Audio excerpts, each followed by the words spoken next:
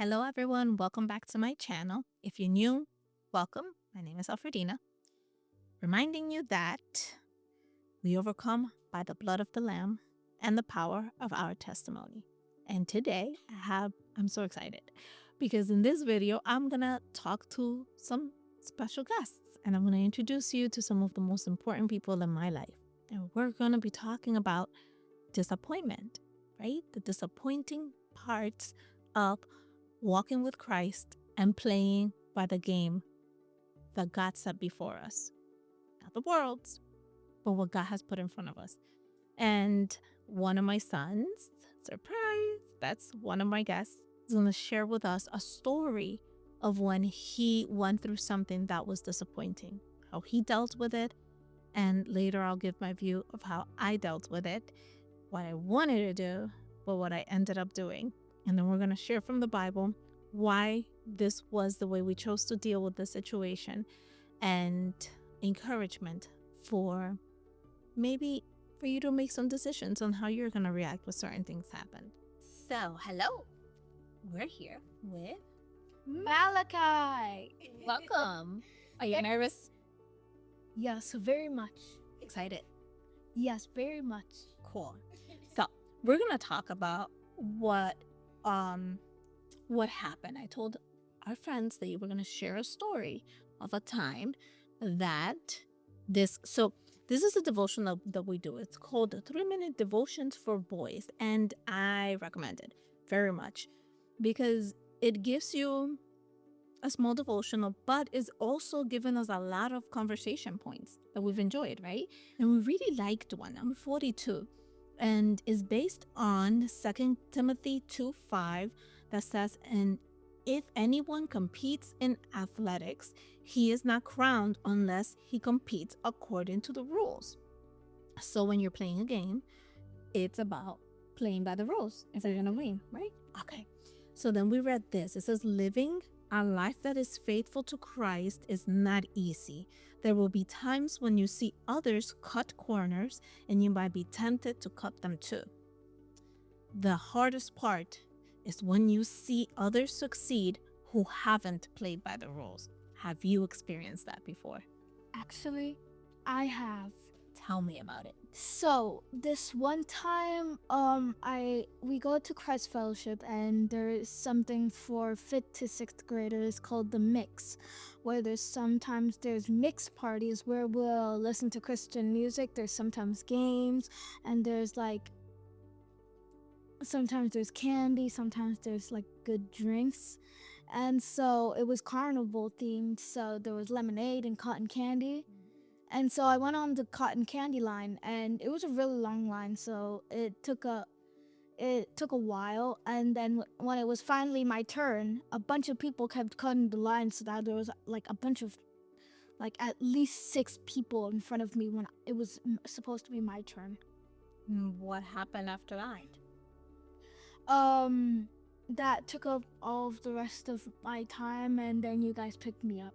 Yeah, that day was hard. Something as simple as a line, right? He did the right thing. He waited. He kind of signaled me when I went to get him, and he's like, "Give me some time." We had some people coming over the house, so I gave him as much time as I could, but then it was time to go. And you looked so sad when you were coming out of that. How were you feeling? Really sad and enraged. Enraged. I mean, we've felt it, right? When something doesn't go the way it should, when something seems unfair. Now, why didn't you yell or push or shove or cut the line? It seems like it was the right thing to do because you did wait fair and square. I just felt God tugging on my heart to not do that and wait in line. And I kind of knew that would happen. Even though I didn't get out of the line and I couldn't play with my friends, I still felt a little bit of happiness in my heart that I did the right thing. That was very much the right thing. Later on in 2 Timothy 5, we read 5 already, but if you keep reading on 10, it says, "Therefore, I endure all things for the sake of the elect, that they also may obtain the salvation which is in Christ Jesus with eternal glory. Now, that's kind of like what you exemplified. You could have put your rights and stood up for yourself with this group of kids, and you chose not to for the sake of others.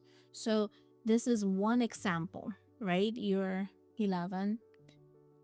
It's not like life or death, but it was disappointing. And in life, we are going to get moments like that of disappointment, and everything inside of our hearts may be telling us to act aggressively or to cut the line or to do whatever it is that we need to do so we could get what we want. And it takes a lot of strength, right? To say, no, I'm not going to do that. I'm not going to do that. I'm going to let it be, even if I don't get what I wanted. And the reality is that day you didn't. We didn't have time. You spend your time, like you said, it stole the time from you playing with your friends. Exactly. You had every right to be enraged, like you said. Is it sinful to be enraged? No, but the sin is how you act upon it. Exactly. Feelings are just feelings, and it is sometimes very hard when we are going through life, when we're confronted with injustices or things that are bad or annoying or hard or difficult or mean or wrong, to not feel feelings. But we can feel those feelings and still act according to the example that Jesus gave us. So, exactly. Thank you so much for sharing your story with us. You're welcome. I'm very proud of you. Thank you. And I'm really glad that I get to inspire young kids like me to follow the lead of Jesus and help them in the walk with Christ. I'm sure that God's going to use you in so many ways as you grow, and your influence is going to grow because you love Jesus, and that's what he does in his time, right? Yep. All right. Thank you so much. You're welcome. Hi, Michael. This is my amazing son, Michael. Welcome. Really? So, you were listening to the story that Malachi shared, right? How would you have felt in that? I would feel aggravated. Aggravated, yep. I just want to punch the nearest thing. Would you though? No, Why? because if I punch something hard, it would hurt my fist. That is very true. What do you do when something doesn't go your way? For example, a way that you sometimes feel frustration is when something is promised to you and then it's not delivered. I confront that person and tell them it's not okay to not keep your promises. Wow, You have to keep your promises. that's very good. So you like confronting and asking of them what you, and that's good. That's good. Not in all cases. Not in all cases, but it is good to speak up for yourself as well. I know you do it with me when I forget certain things, but I also know that sometimes even if I've promised and there wasn't enough time to do something, let's say that I promised that we will go to Five Below after whatever we were doing and time ran out. That's very disappointing. How do you react when those things happen? Did you throw yourself on the floor and throw tantrums? Why would I do that? Because you're aggravated. Yeah, but I understand there's no more time. Okay. So, do you know what that is when you extend what to somebody when they mess up? And it's on the tip of my tongue. Grace. It's you learn to extend grace when you are disappointed in something. Does that mean that, where did you learn that from? Who extends grace to us? God. Yeah, he does. Yeah, he does. Do we mess up? A lot. And when we do, what do we do? What should we do, rather?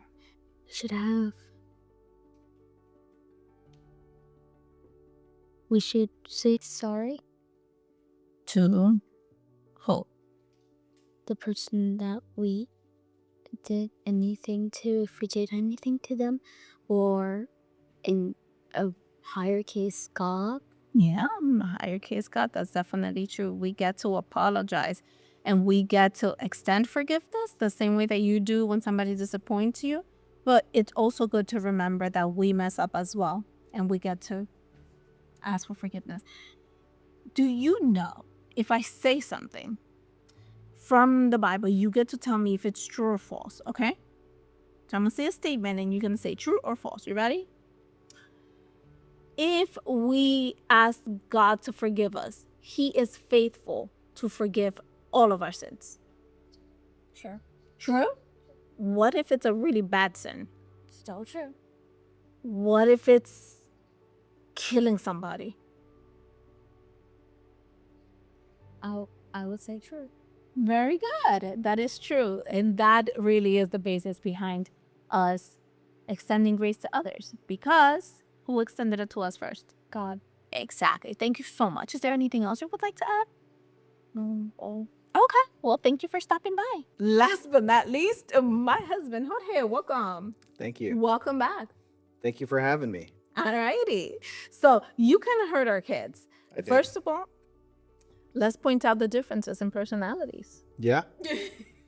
Well, Malachi is much more agreeable. He tends to be more agreeable. Mm-hmm. Michael, a little bit more aggressive, Just a a little tad. bit more disagreeable. Is there a space for both in the kingdom of God? Absolutely. Yep. So I just wanted to talk to you a little bit because we do get confronted with things like that often where Malachi will be put in situations where I'm afraid for him and I want to fight battles for him. And he constantly reminds me of the word, this is what it looks like to behave more like Christ when I want to go in there and be like, where were the adults in the room? And, Right. And then with Michael, how do we tame that? Because God created him in that way. Do you feel that way sometimes? Which one do Yeah. you fear more? I'm more like Malachi. I'm definitely more agreeable. And I would get upset, like, where's the adult in the room kind of thing. Mm-hmm. And that's really where I go to, because I'm usually the kid that's following the rules to the T, So they said you have to sit down for 10 minutes and then do worksheet 1 and then get the Jello. It's like, I'll do exactly what they told me to do because I want a gold star. Mm-hmm. Like, I want that gold star. Gold And I will wear it and I will stack up my stars and I will show them off and like rock that prestige, like super. Cause that's just, I'm wired that way. Mm-hmm. Whereas, so I will get upset with something like that, but I'm more focused on what is the fastest way to get like number 1 in the class. Gotcha. That's just, Well, that competitive, I think Michael gets that from you, but he's not so refined with agreeableness. He will like let you know. And I love the fact that he was telling me, and I will go tell them because I am the one he's always telling. You said this and you said that. So I just love both of the perspectives, and how it demonstrates that when it comes to kids, both are kids, both boys, both couldn't be more different. So our parenting style kind of has to be a little bit more different when it comes to each one. But let's talk about that, like disappointment. How do you deal with it because the whole point is there are rules in life, and sometimes you're out in the world doing the things how God is telling you to do, but you're seeing everybody else cutting corners and getting to it and getting that gold star that you're working hard, doing every step. But by the time you get to the end of the line, the jello's gone. But you're the only one who did it. How do you, as an adult, work through that to model that for your kids? Yeah. So, lots of sugar, cookies, generally, and Arizona iced teas normally. No, That's what gets you through the funk. that's Gotcha. that's how I deal with it. No, I tend to internalize disappointment and blame myself. It's a tendency where I'll say, all right, well, what did I do wrong? What do I need to do better? How do I get to the jello better? Or I'll just start to like get really philosophical about it. It's like there is no jello, you know? So um normally what my tendency has been is I'll try to ask questions to figure out, well, does it matter? And then if I see that the people that are in charge don't care, I'll just leave the system. And I'll go somewhere where they do follow the rules and it does matter, right? But in the bigger spectrum of things, for example, in life, just in life in general, I have been throughout my life disappointed because I've seen people who are not moral and don't have convictions and don't do things the right way and cheat other people and are lying. And I know enough to know that they're lying to the people that don't know enough to know that they're lying. They get ahead, and I've gotten frustrated and I've gotten angry. And God has done a good job to remind me that I'm not the first one to feel that way. The psalmist does comment on that. And he says it himself, I almost lost heart when I saw that evil men prospered, you know. But reframing, number one, because he reframes it in the psalm, reframing that just because they're prospered doesn't mean that God is favoring them. Because we have this conception that, or we have this idea that if somebody does well, that means that they are prospered. So A, that's not true. Just because they're doing well doesn't mean that God's favoring them. It just means that they're doing well at something and that they're getting ahead. Yes. B, just because other people get ahead who didn't follow the rules and they succeed doesn't mean that there's anything particularly wrong with me. I'm not making an excuse to say that I shouldn't improve or that I shouldn't strive to do better or that I shouldn't be looking to be a more elite version of myself or any of that. But that I shouldn't look at it as there's something wrong with me. Yeah. Right. The third thing is, and I think the most important part is, I need to decide who I want to be because it's who I want to be and it's good and I want to be something good. I should be striving for something good. And I think about how in the scriptures, often God will say something like, I'm doing this not because of you, not because of what you've done, what you did, what you will do, but because of who I am. Mm-hmm. And that shows us an example of the way that we're supposed to be in life. Not just let me do this because I'm going to get a reward for it. Yes. But this is who I am. So just because I have the chance to steal something, I'm not going to do it because that's who I've decided to be. Just because I have the chance to cheat doesn't mean I'm going to, because I've decided that that's who I'm going to be. So deciding who you're going to be is the goal. And I think that involves character. It also involves getting your priorities straight. Yes. Which is what the Bible talks about, says that our treasure, says you store your treasure here, where the thief can come in and break in and steal, where the moth can eat up and destroy, right? Where things can rust and get moldy and you could lose everything, you know? And I think about people who live in countries where the government just came in and said, this land is now mine. This house is now mine. And everything they had been building, you know, they built up their credit, they got the down payment, they saved up and all of that stuff. They got their house, they've been fixing this, fixing that. Government comes in and says, this is now mine. And Jesus called that out because that's always been. He says, put your treasure in heaven. Nobody can break in and destroy. No moth is going to eat it away. It's not going to mold or rust or get bad or go bad. So the kingdom that I'm looking to belong to is not of this world. And the rules that I'm looking to live by are not hinging on any one person enforcing them.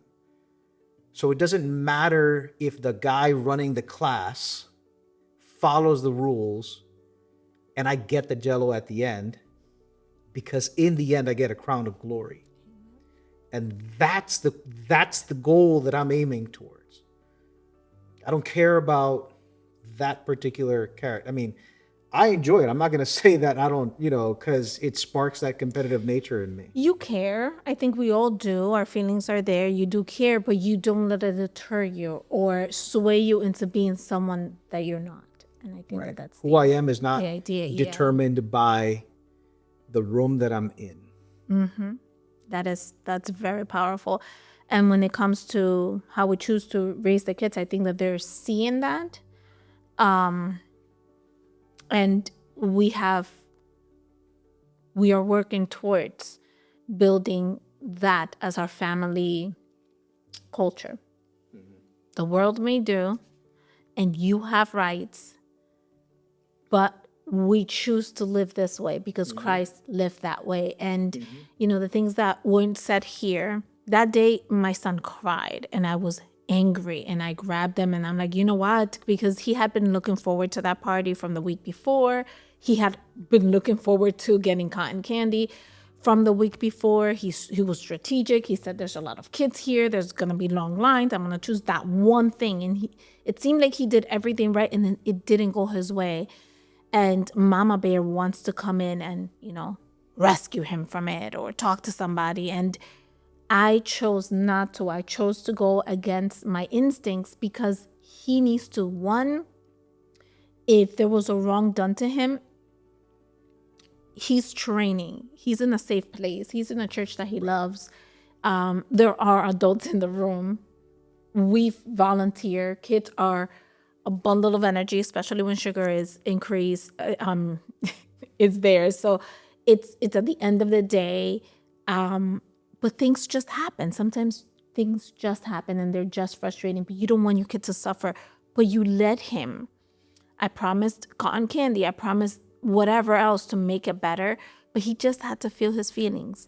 And that's okay for him to have felt those feelings, not made it about him. I'm inadequate. I wasn't good enough. They didn't see me. I should have, could have, would have. It wasn't about that. It was about, well, that sucked.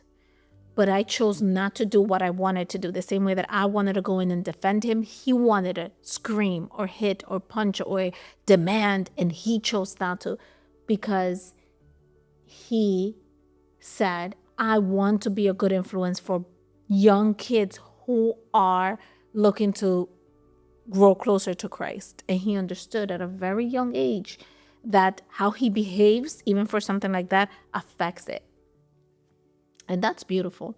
And I'm walking with my son, learning how to do that myself. Maybe, tone down the crazy a bit because I know that at the end, there is a crown of glory that's way better and sweeter than cotton candy, or than the vindication that we feel in the moment. And that as much as we also teach our kids and model things for our kids are there are means of grace where we get to see God too, right? Because that wasn't taught. That was just, something inside he was sensitive to it. And I think that a lot of our jobs is to maintain that in him, that innocence, that he wasn't created for that. He was created for something, and it's clear in his heart when God speaks to him. So yeah, injustice is in the world. He's going to see injustice a lot. So, I like the feeling your feelings thing, because that's where the cookies try to interrupt that. Yeah. So I don't want to feel my feelings. I just want to make it go away, But allowing him to say, yeah, you know what? This doesn't feel good, helps to get to the place of, well, what can I learn from this faster? That's kind of where we want them to go. So And on the other hand, we have our little bottler. So I don't know what God created my boys for. I know that they're going to preach the gospel to the world because we were all called to do that. How? I don't know. What profession? I don't know. But I know that Malachi is going to be a little bit more on the nurturing side, and he wants that relationship, and he wants that. And Michael, I think it's going to be for confrontation and standing up to injustices. Like, we are all called to preach the gospel, but we're not all called or equipped to do it all. And some of us are going to, put up a shield, and some of us are going to bring the sword of the word. I'm thinking that Michael's going to be more on the other camp. I mean, he's going to be a defender of the weak. This is just, it's a little bit of a different format, right? But it's to show you, not just me, but my husband and my kids, and just one little, it's funny now, but like one little thing that happened, and the things that we take from it, but also in parenting, it's not one size fits all. God has called the kids for whatever he called the kids. And our job is to make sure that the soil is connected, that branch is connected to the vine, and that, is that correct, right? The vine? Good. That the branch is connected to the vine, and that they know that they are God's. They're not ours. We get to take care of God's children. We get to walk with them, and teach them and learn from them and instruct them. But they're not ours. They don't belong to us. So those are little God moments that even in a little bit of a disappointing afternoon, we get to have so much good from it. And he got to exercise his faith, and he got to exercise his autonomy. He made decisions, and we respected them, and he's better for it. Yeah. So I think that's all we have on that, right? Do you want to add anything? That's it for me. That's it for me. So remember to like it if you liked it. Share it if you think it's worth sharing. If anything here caught your attention and you think it's worth sharing, please share it with someone. And check out our video here. It's going to talk to you about the Bible and what is it and why you should read it. Thank you so much. And remember that God is faithful to finish the work that he started in your life. See you next week.